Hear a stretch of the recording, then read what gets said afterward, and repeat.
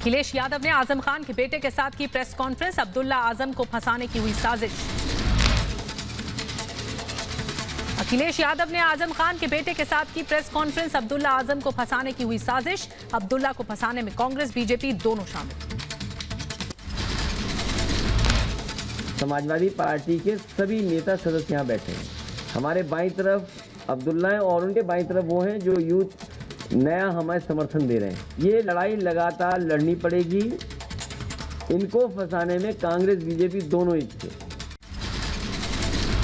अखिलेश यादव ने press conference में जताई नाराजगी, कहा चुनाव आयोग की पाबंदी हटते ही तेज होगा प्रचार, अकेले ही निकालूंगा विजय रथ। जहां इतने नियमों का पालन करना है, बड़ी बड़ी रैलियां नहीं हो पा रही हैं।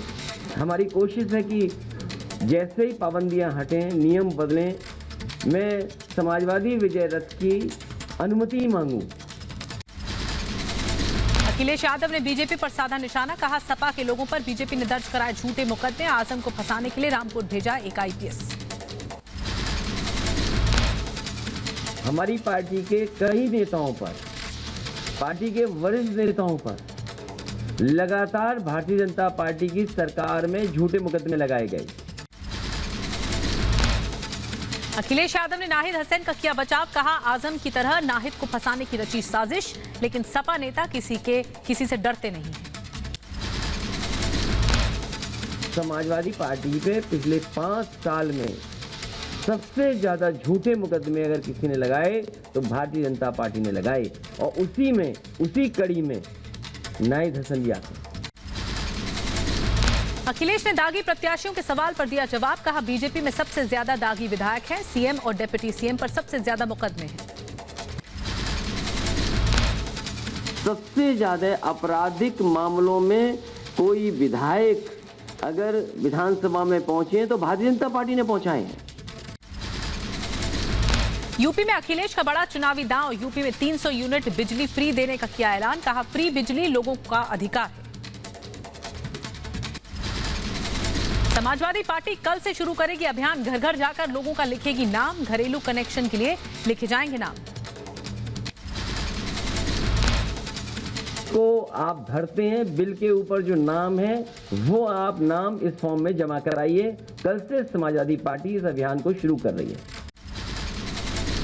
वहीं दिल्ली में बीजेपी कोर कमेटी की बैठक खत्म हुई, करीब 5 घंटे तक चली ये बैठक। काशी और गोरखपुर समेत सभी सीटों पर चर्चा हुई है।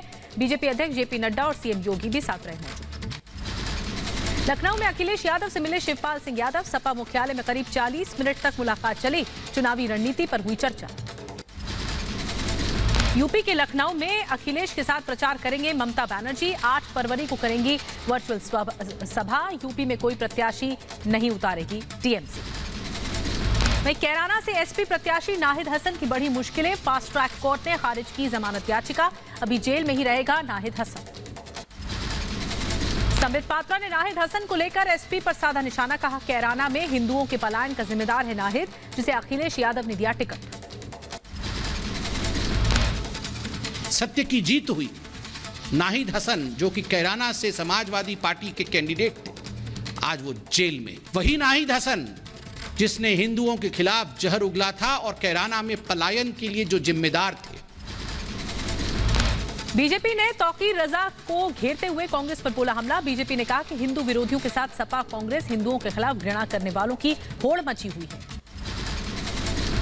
बीजेपी प्रवक्ता संबित पात्रा ने विपक्ष पर जमकर बोला हमला, कहा कुछ राजनीतिक दल हिंदुओं के खिलाफ उगल रहे हैं जहर, कांग्रेस हिंदुस्तान का नक्शा बदलना चाह रहे लोगों का ले रही है समर्थन।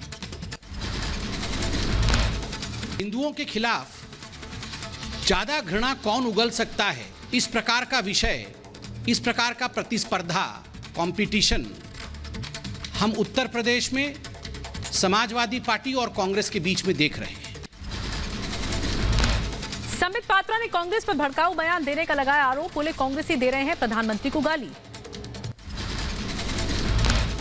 नाना पटोले ने जिस प्रकार के शब्दों का प्रयोग आदरणीय प्रधानमंत्री श्री नरेंद्र मोदी जी के लिए किया है, मुझे लगता है उसे दोहराना भी उचित। वो कहते हैं कि आवश्यकता पड़ने पर मैं मोदी को मार भी सकता हूं। वहीं यूपी के कैबिनेट मंत्री सिद्धार्थनाथ सिंह ने अन्न संकल्प को लेकर अखिलेश पर साधा निशाना। कहा, अन्न को लेकर अन्नदाताओं का अपमान कर रहे हैं अखिलेश यादव। हम लोगों ने किसानों से की रिकॉर्ड खरीदारी। अखिलेश जी, आप क्यों एक नाटक कर रहे हैं? जो आप संकल्प ले रहे हैं वो भी अन्न को लेके अन्नदाता का क्यों अपमान कर रहे हैं? बीजेपी नेता मनजिंदर सिंह सिरसा ने सपा पर साधा निशाना। कहा, अपराधियों को पार्टी में क्यों शामिल कर रहे हैं अखिलेश? यूपी में फिर आएगा गुंडाराज। सिखों का दंगे कराने वाले लोगों को सम्मानित करने का काम शुरू किया है। अखिलेश यादव जी को मैं ये कहना चाहता हूं, आपके राज में तब ये इतने बड़े दंगे हुए और आज वही काम आप कर रहे हैं जो गांधी परिवार करता आ रहा है सिखों के खिलाफ। तौकीर रजा के कांग्रेस को समर्थन पर बीजेपी हमलावर है। कहा, हिंदू विरोधियों के साथ मैदान में आई है कांग्रेस।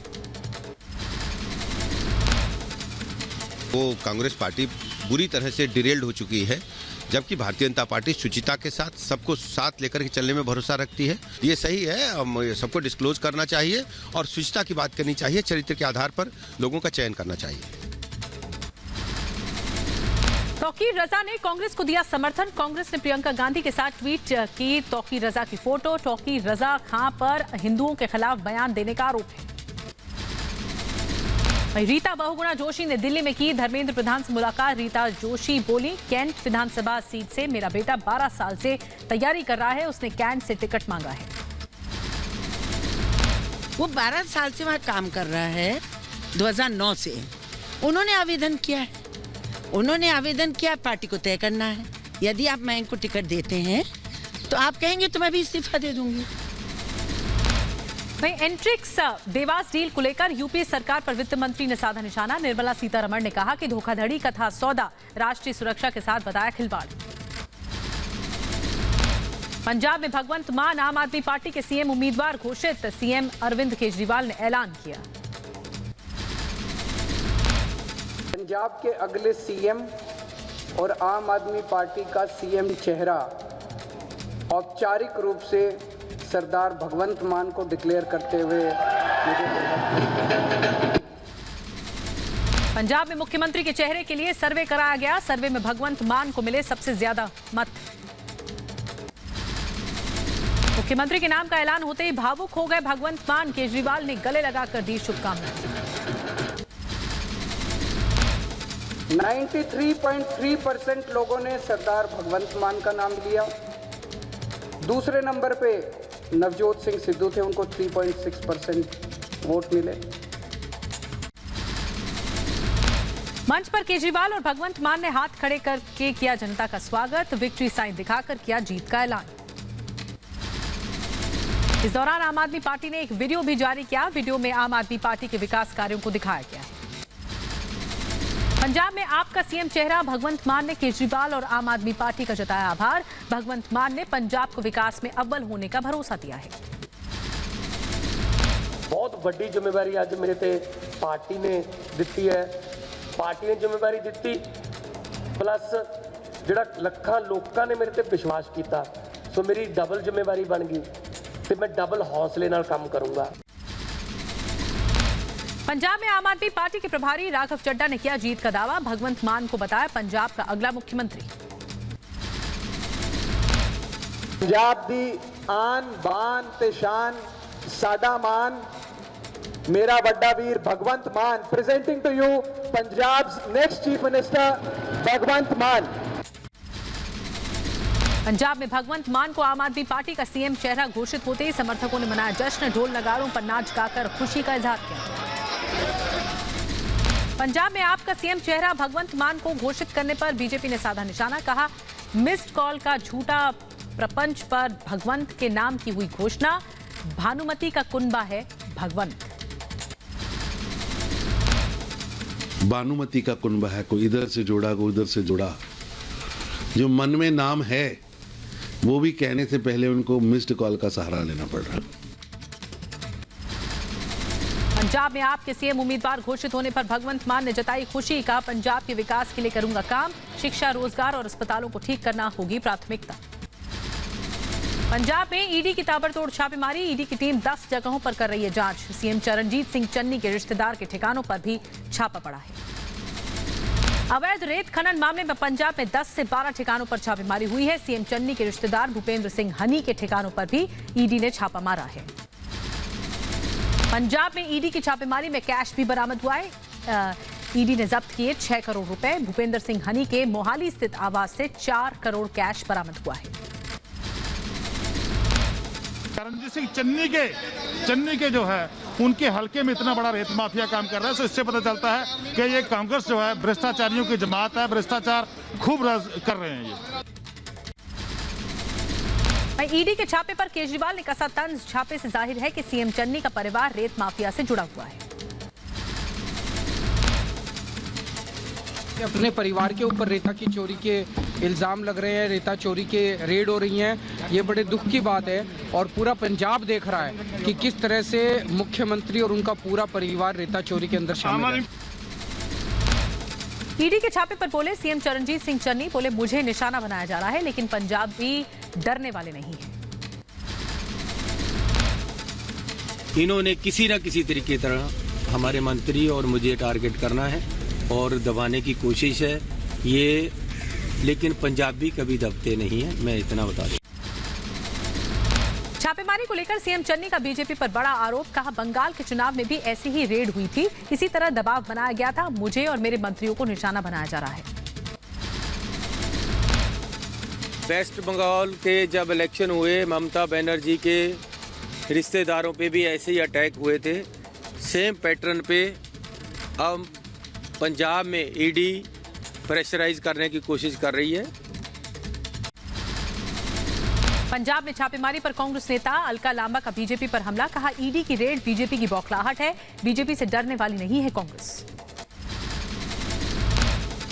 जब जब चुनाव आता है, जिन जिन राज्यों में चुनाव आता है, भाजपा अपनी हार की बौखलाहट से अपनी विपक्षी पार्टियों पर इस तरह की ईडी हो, सीबीआई हो, आईटी रेड चुनावी हथियार बनाकर करती रही है। उत्तराखंड के सीएम पुष्कर सिंह धामी ने की वर्चुअल सभा। प्रधानमंत्री मोदी के नेतृत्व में हुआ उत्तराखंड का उत्थान। कोरोना को रोकने में सफल रही है सरकार। महामारी का समय है, इस समय में लोकतंत्र का महापर्व भी चल रहा है, तो दोनों चीजें, इसलिए चुनाव आयोग के जो दिशा निर्देश हैं उन्हीं दिशा निर्देशों के अनुरूप हम लोग आगे बढ़ेंगे। कांग्रेस में शामिल होने पर बोले हरक सिंह रावत। कहा कांग्रेस में चल रही है बातचीत, जल्द होगा सकारात्मक फैसला। हरीश रावत और हरक सिंह हमेशा रहे हैं साथ। प्रदेश अध्यक्ष से बातचीत हुई है, प्रभारी से बातचीत हुई है और वो आपस में बातचीत करके फिर हाईकमान से बातचीत करके फिर मुझे बताएंगे कि आगे क्या रणनीति रहेगी और आगे क्या कार्यक्रम रहेगा। हरक सिंह रावत को कांग्रेस मिलाने का विरोध। केदारनाथ से विधायक मनोज रावत ने कहा कि हरक सिंह के आने से पार्टी को नुकसान होगा। बड़े नेताओं को उनके काले कारनामों का भी गवाह बनना चाहिए। कल के दिन चुनाव का समय है, कल के दिन वो काले कारनामे पार्टी को घातक सिद्ध हो। गोवा में मनोहर पर्रिकर के बेटे को टिकट नहीं देने पर संजय राउत ने बीजेपी पर साधा निशाना। कहा जिन लोगों को पर्रिकर ने गोवा में बड़ा किया वो कह रहे हैं उनके बेटे की औकात क्या। मनोहर पर्रिकर के नाम से गोवा जाना जाता है। मनोहर पर्रिकर ने जिनको बड़ा किया राजनीति में, गोवा में, वो लोग उत्पल पर्रिकर की औकात निकालते हैं, ये मुझे अच्छा नहीं लगता है, हम सभी को अच्छा नहीं लगा ये। महाराष्ट्र के पुणे में एक किसान ने अपने घर की छत को अंगूर के खेत में बदल दिया। यूरोप दौरे के दौरान मिली अंगूर की खेती की प्रेरणा। गोवा विधानसभा चुनाव के लिए शिवसेना और एनसीपी के बीच सीट बंटवारे के लिए आज होगी बातचीत। गोवा में कांग्रेस दोनों पार्टियों से गठबंधन करने के बजाय अकेले चुनाव लड़ने का फैसला कर चुकी है। महाराष्ट्र के पूर्व गृह मंत्री अनिल देशमुख की डिफॉल्ट जमानत याचिका कोर्ट ने खारिज कर दी। मनी लॉन्ड्रिंग मामले में जेल में बंद हैं अनिल देशमुख। दिग्विजय सिंह के बयान पर नरोत्तम मिश्रा ने साधा निशाना। कहा दिग्विजय सिंह ने कभी जाकिर नायक ओसामा की फंडिंग पूछी है। हिंदू धर्म पर सवाल उठाना उनकी हिंदू विरोधी मानसिकता को दर्शाता है। जाकिर नायक की फंडिंग पूछी है क्या? सिर्फ हिंदू संतों के बारे में ही उंगली उठाते हैं, बाकी और कहां से पैसा आ रहा है किसी और धर्म में वो कभी नहीं उठाते हैं। बीजेपी नेता कविंदर गुप्ता ने महबूबा मुफ्ती पर बोला हमला, कहा महबूबा न देखे बीजेपी से आजादी के सपने, कश्मीर में पाकिस्तान समर्थकों के लिए जगह नहीं। महबूबा मुफ्ती का जो आज़ादी से मतलब है, वो चाहती हैं कि फिर से यहाँ पर पाकिस्तान के झंडे चढ़े। वो चाहती हैं कि लोगों को जो जमीन घेरने का अधिकार दिया गया था वो दोबारा यहाँ पर हो। जम्मू कश्मीर के पंपोर में फुटबॉल अकेडमी में चल रहा प्रशिक्षण शिविर, कड़ी ठंड में भी युवा कर रहे हैं प्रैक्टिस। जम्मू कश्मीर में ड्रोन और ड्रोन मैपिंग से राजस्व का रखा जा रहा है रिकॉर्ड, जमीन की पैमाइश के लिए भी ली जा रही है ड्रोन की मदद। जम्मू कश्मीर के राजौरी में गरीबों को घर घर जाकर दिया जा रहा है रोजगार, मनरेगा के तहत पानी बावड़ियों की कराई जा रही है मरम्मत। अगले थल सेना अध्यक्ष होंगे लेफ्टिनेंट जनरल मनोज पांडे, भारत सरकार ने नियुक्ति प्रस्ताव को दी मंजूरी, फिलहाल पूर्वी सेना के कमांडर हैं लेफ्टिनेंट जनरल मनोज पांडे। जम्मू कश्मीर के कुपवाड़ा में हुए हिमस्खलन में 14 नागरिकों को सेना ने बचाया है, बर्फीले तूफान में एक बच्चे समेत 14 नागरिक फंसे हुए थे। मैं आपको बता दें कि दिल्ली में 26 जनवरी को चाक चौबंद होगी सुरक्षा व्यवस्था, पुलिस सुरक्षा बल के साथ सुरक्षा एजेंसियां भी तैनात होंगी, चप्पे चप्पे पर रखी जाएगी नजर। छत्तीसगढ़ के सुकमा में पुलिस और नक्सलियों के बीच मुठभेड़, एनकाउंटर में मारे गए 4 नक्सली, 1 जवान घायल हुए हैं। कर्नाटक के सीएम बसवराज बोम्मई ने सुभाष चंद्र बोस जयंती समारोह की तैयारियों की बैठक में वो शामिल हुए, वीडियो कॉन्फ्रेंसिंग के माध्यम से अधिकारियों को उचित दिशा निर्देश दिए गए। असम के मुख्यमंत्री हेमंत बिस्वा शर्मा ने सभी राजनीतिक दलों के प्रतिनिधियों से मुलाकात की, असम मेघालय सीमा विवाद पर भी चर्चा की। अरुणाचल प्रदेश में स्टूडेंट यूनियन ने सरकार के खिलाफ किया 48 घंटे बंद, सरकारी योजनाओं में हो रहे भ्रष्टाचार का उठाया मुद्दा, कई सामाजिक और आदिवासी संगठनों ने किया बंद का समर्थन। जम्मू कश्मीर के कुलगाम में आईडी ब्लास्ट, सेना की गाड़ी को निशाना बनाकर किया गया था हमला, ब्लास्ट में कोई हताहत नहीं, पुल के नीचे आईडी किया गया था प्लांट।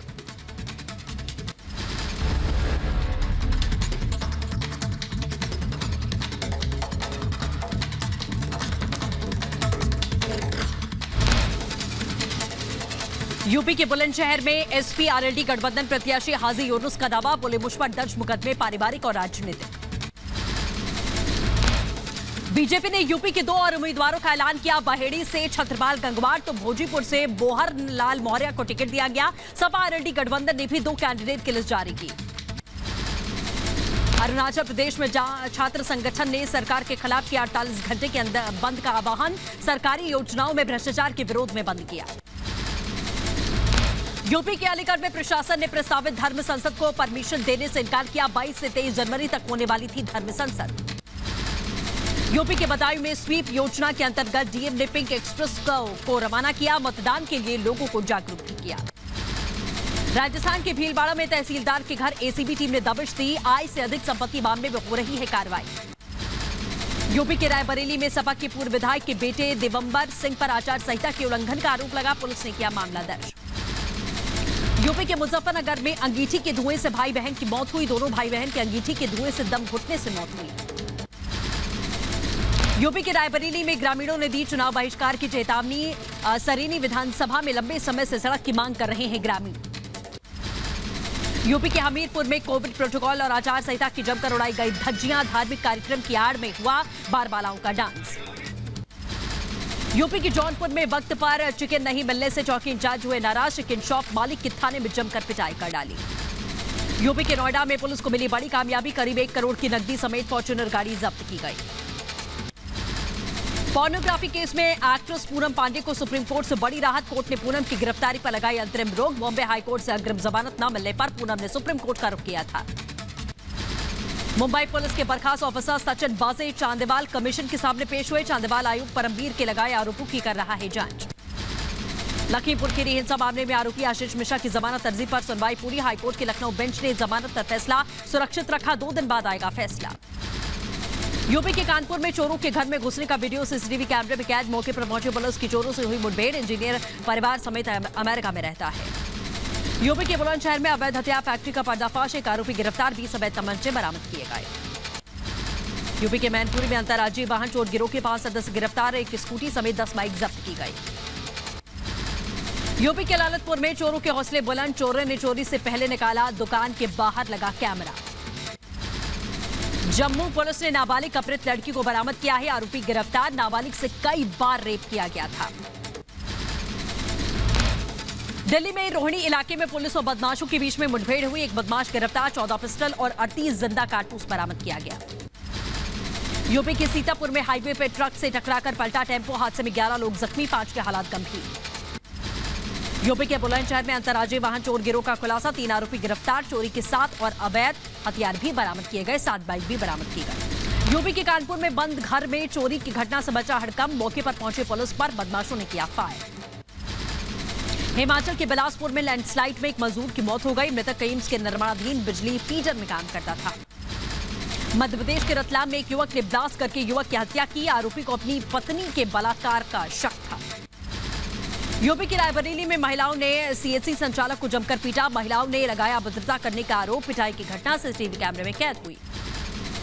ग्रेटर नोएडा वेस्ट की स्प्रिंग मीडोज सोसाइटी में आवारा कुत्तों का आतंक, पिछले 3 महीनों में सोसाइटी के अंदर 60 से ज्यादा लोगों को बुरी तरीके से काटा, स्थानीय महिला पर डॉग्स को मांस खिलाकर हिंसक बनाने का आरोप लगा।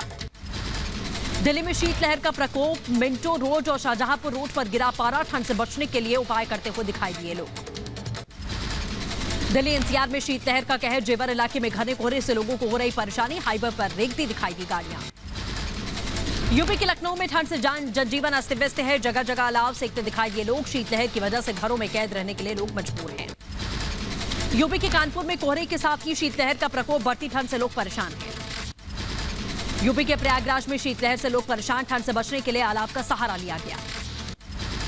बिहार के पटना में गिरा पारा, शीतलहर से लोगों को उनका जीना मुहाल हुआ, सड़कों पर थमी गाड़ियों की रफ्तार। जम्मू कश्मीर में बर्फबारी के बाद शीतलहर का प्रकोप, घरों में दुबके हुए लोग। भारत में पिछले 24 घंटे में कोरोना के आंकड़ों में कमी देखी गई, 24 घंटे में 2,38,018 नए मामले सामने आए, वहीं 310 लोगों की मौत हुई। कोरोना के नए वेरिएंट ओमाइक्रोन की संख्या में लगातार बढ़ोतरी हो रही है, देश में ओमाइक्रोन के कुल मामले 8,891। यूपी सीएम योगी आदित्यनाथ ने कोरोना की स्थिति को लेकर टीम 9 के साथ बैठक की, वीडियो कॉन्फ्रेंसिंग के माध्यम से कोरोना की तैयारियों का जायजा लिया। मुंबई में तेजी से बढ़ रहे कोरोना के मामले, 24 घंटे में सामने आए 6,149 नए मामले, वैक्सीनेशन अभियान में तेजी लाने के निर्देश। उत्तराखंड में तेजी से बढ़ रहे कोविड के मामले, 24 घंटे में सामने आए 4,482 नए मामले, कोरोना से 6 लोगों की मौत हुई। दिल्ली में नहीं थम रही कोरोना की रफ्तार, 24 घंटे में सामने आए 11,684 नए मामले, 38 लोगों की मौत हुई। त्रिपुरा में बढ़े कोरोना के मामले, 24 घंटे में सामने आए 1,385 नए मामले, कोरोना से आज 4 लोगों की मौत हुई। आंध्र प्रदेश में तेजी से बढ़ रहा कोरोना, 24 घंटे में सामने आए 6,996 नए मामले, कोरोना से आज तक 6 लोगों की मौत, करीब 1,066 लोग ठीक हुए। जम्मू में कोरोना को देखते हुए टेस्टिंग पर दिया जा रहा है जोर, 2 दिन में 400 से ज्यादा डॉक्टर्स और स्वास्थ्य कर्मचारियों ने कराया कोविड टेस्ट। मध्य प्रदेश के मुख्यमंत्री शिवराज सिंह चौहान ने रैन बसेरों का निरीक्षण किया, ज्यादातर लोगों को आश्रय देने के लिए अधिकारियों को दिशा निर्देश दिए गए। यूपी के इटावा में कोरोना मरीजों की बढ़ी रफ्तार, कोरोना पॉजिटिव मरीजों में ग्रामीणों की संख्या ज्यादा, एक युवक की कोरोना से मौत हुई।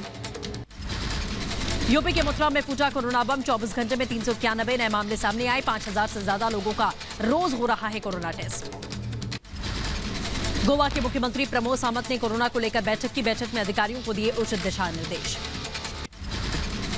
केरल में कोरोना के लगातार बढ़ रहे मामले, कोरोना को लेकर प्रशासन ने जारी की नई गाइडलाइंस। छत्तीसगढ़ के मुख्यमंत्री भूपेश बघेल ने मथुरा में बांके बिहारी मंदिर में दर्शन किए, पूरे विधि विधान के साथ में पूजा अर्चना की। भारत तिब्बत सीमा पर आईटीबीपी के जवानों ने बर्फ पर खेला वॉलीबॉल, 14,000 की फीट पर भी जवानों का जोश आए है। तमिलनाडु के कोयम्बटूर में रिहायशी इलाके में घुसा तेंदुआ, तेंदुए को पकड़ने के लिए वन विभाग ने चलाया रेस्क्यू ऑपरेशन। दिल्ली में गणतंत्र दिवस पर होने वाली परेड की रिहर्सल की गई, राजपथ पर हुई परेड की रिहर्सल। फ्रांस में यूरोपीय संसद के अध्यक्ष डेविड सासोली को दी गई श्रद्धांजलि, यूरोपीय संसद में आयोजित समारोह में सासोली और पत्नी और बच्चे शामिल हुए। ब्राजील में 5 से 11 साल के बच्चों के लिए कोविड वैक्सीनेशन किया गया शुरू, 9 फरवरी तक करीब 5,60,000 बच्चों के टीकाकरण का लक्ष्य है। अमेरिका में बर्फबारी के बाद में बड़ी ठंड, न्यूयॉर्क और पेंसिल्वेनिया में भी भारी बर्फबारी हुई है। अमेरिका में हुई भारी बर्फबारी के बाद सड़कों पर चलना मुहाल हुआ, बर्फ गिरने के बाद सड़कों पर गाड़ियां फिसलती दिखाई दी। अमेरिका के वॉशिंगटन में मार्टिन लूथर किंग जूनियर के परिजनों ने निकाला पीस मार्च। मतदान अधिकार सुधार कानून पारित करने के लिए मार्च का आयोजन किया गया। जर्मनी में एक पेट्रोल पंप में आग लगने से 2 लोगों की मौत हुई। पेट्रोल पंप पर लगी आग ने एक रेस्टोरेंट को भी अपनी चपेट में ले लिया। चिली की राजधानी सेंटियागो में एक साथ 200 ड्रोन से हुई जगमग। ये शो टीवी पर ऑनलाइन भी दर्शाया गया। रिपब्लिक के ओपिनियन पोल में बीजेपी को बम्पर बढ़त। यूपी में बीजेपी को 252 से 272 सीटें मिलने का अनुमान है। जनता की पहली पसंद बनी भारतीय जनता पार्टी। रिपब्लिक के ओपिनियन पोल में एसपी को दूसरा स्थान। यूपी में समाजवादी पार्टी को 111 से 131 सीटों का अनुमान। रिपब्लिक के ओपिनियन पोल में बीएसपी का बुरा हाल। यूपी में बीएसपी को सिर्फ 8 से 16 सीटें मिलने का अनुमान है। रिपब्लिक के ओपिनियन पोल में कांग्रेस को 3 से 9 सीटें मिलने का अनुमान। अन्य के खाते में जा सकती हैं 4 सीटें। जनता ने कांग्रेस में कोई रुचि नहीं दिखाई। सर्वे में मिले वोट प्रतिशत। बीजेपी को अगर 2% ज्यादा मिलते हैं तो सपा को 2% वोट कम मिलते हैं तो बीजेपी 300 का आंकड़ा पार कर सकती है। बीजेपी गठबंधन को 302 से 314 सीटें मिल सकती हैं।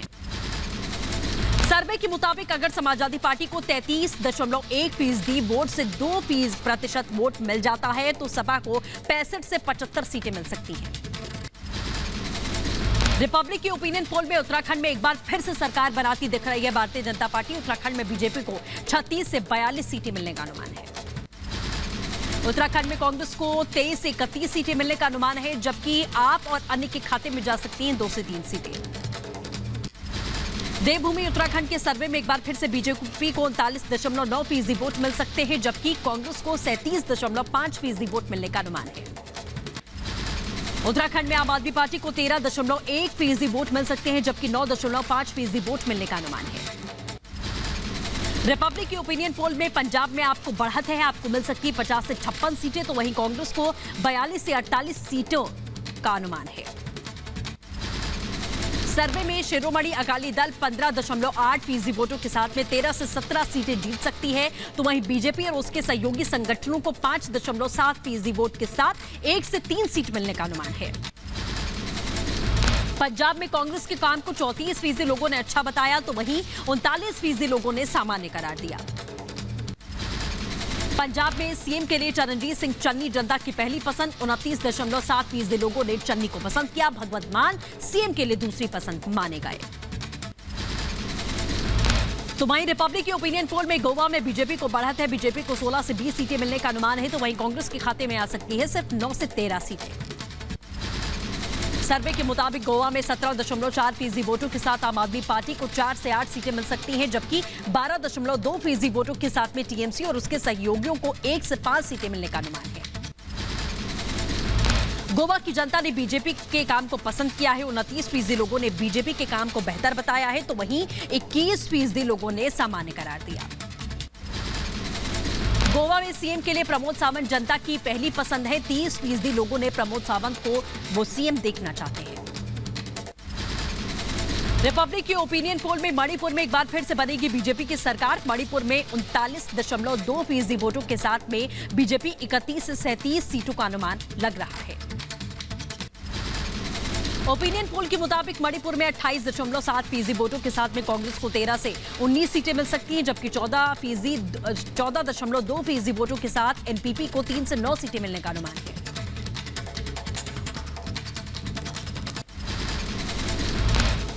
तो महाउपवास की शुरुआत में हमने आपसे पूछा था कि यूपी चुनाव में क्या कांग्रेस नफरत की सियासत घोलना चाहती है। आपने कुआ पर अपना जवाब रखा और जवाब के मुताबिक 95% लोगों ने हां कहा है और 5% लोगों का मानना है ना। तो फिलहाल महाउपवास में बस इतना ही, लेकिन तमाम बड़ी खबरों के लिए बने रहिए रिपब्लिक भारत के साथ।